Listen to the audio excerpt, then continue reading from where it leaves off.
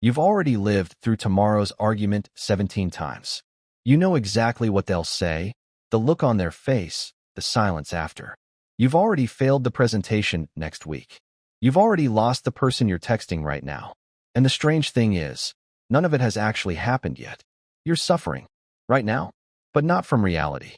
From a movie playing in your head that never got greenlit. Most of the pain you felt this month didn't come from what actually happened.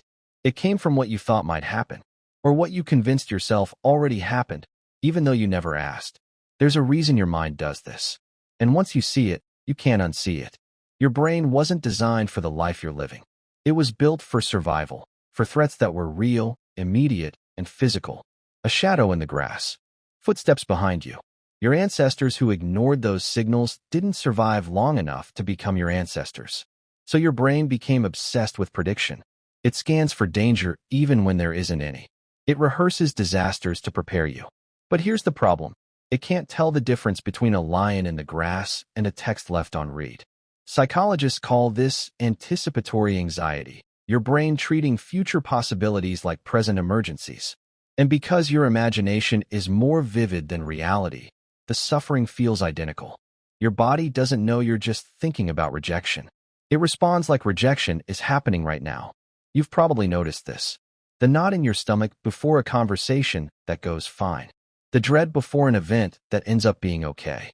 The 3-hour spiral about something someone said that they've already forgotten. You suffered. They didn't. The danger was never real. But here's where it gets darker. Your mind doesn't just predict the future, it rewrites the past. You replay moments that are already over. That thing you said 2 years ago. The opportunity you missed. The person who left. And every time you replay it, you don't just remember it, you re-experience it. The shame, the regret, the loss. Neuroscience shows that every time you recall a memory, you actually reconstruct it. And each time, it changes a little. You add new fears, new meanings, new pain, until the version in your head is worse than what actually happened. So you're not just suffering in imagination about the future. You're suffering in imagination about a past that doesn't exist anymore. You're trapped between two ghosts, one that hasn't arrived, one that's already gone. And reality? The actual moment you're in right now? You're barely here for it. So what do? You start by noticing the difference. When you feel that tightness in your chest, that loop in your mind, pause. Ask yourself, is this happening right now? Or am I watching a trailer for a movie that might never play? Most of the time, you'll realize you're safe. The thing you're afraid of isn't in the room with you. That doesn't mean your feelings aren't real. They are. But the threat isn't.